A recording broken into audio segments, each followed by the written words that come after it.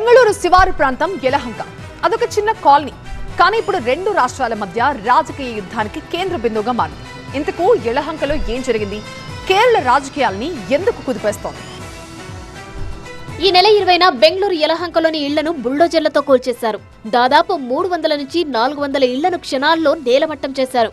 బాధితులంతా నిరుపేదలు, రెక్కాడితే గాని డొక్కాడని కుటుంబాలు.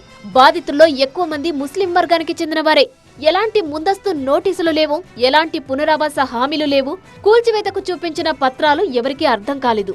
ఆక్రమణ పేరుతో ఇళ్లను కూల్చేశారు. ఒక్కరోజులో 100 ఇళ్లను కూల్చివేయడంతో పిల్లలు, వృద్ధులు, మహిళలు రోడ్డు పాలవ్వడం రాజకీయంగా కాకరేపింది. కర్ణాటక కాంగ్రెస్ గవర్నమెంట్ను ఇరకాటంలో పడేసింది.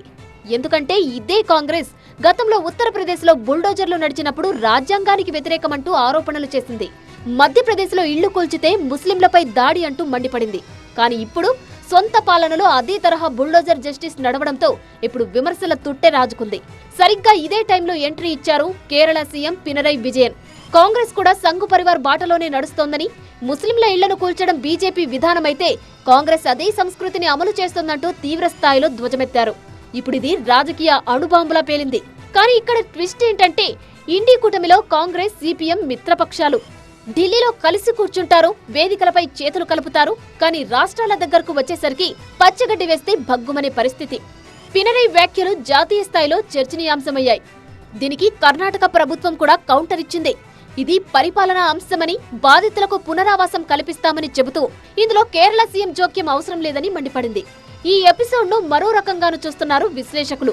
రాబోయే ఎన్నికల యుద్ధానికి ట్రైలర్ లాంటిదని విశ్లేషిస్తున్నారు. ఎందుకంటే కేరళలో ఎన్నికలు రాబోతున్నాయి. అక్కడ బీజేపీ ప్రభావం తక్కువ. అసలు పోటీ ఎల్డీఎఫ్, యూడీఎఫ్ మధ్య ఉంటుంది. అలాగే కాంగ్రెస్ ప్రభావం కూడా కొంత ఉంటుంది. ఇక్కడ ముస్లిం ఓటు బ్యాంకు అత్యంత కీలకం. ఈ వర్గానికి చెందిన ఓట్లు ఐయుఎంఎల్ ద్వారా కాంగ్రెస్ వైపు ఉంటాయి. అందుకే ఆ ఓటుని చీల్చేందుకు పినరై విజయన్ రంగంలోకి దిగారన్న చర్చ సాగుతుంది. ముస్లిం వర్గానికి చెందిన ఓట్లు తమ వైపుకు తిప్పుకోవాలంటే కాంగ్రెస్ ను ముస్లింల వ్యతిరేక పార్టీగా చూపించాలి. అందుకే కర్ణాటక ఇష్యూను కేరళ సీఎం తన భుజాలకెత్తుకున్నారు. ఓ రకంగా యలహంక ఘటన పినరైకి వరంగా మారింది. మొత్తానికి బెంగళూరులో జరిగిన ఓ స్థానిక ఘటన కేరళలోని పార్టీలకు రాజకీయ ఆయుధంగా మారింది. బుల్డోజర్లు కేవలం ఇళ్లను కాదు, రెండు మిత్రపక్షాల మధ్య నమ్మకాన్ని కూడా కూల్చేశాయి.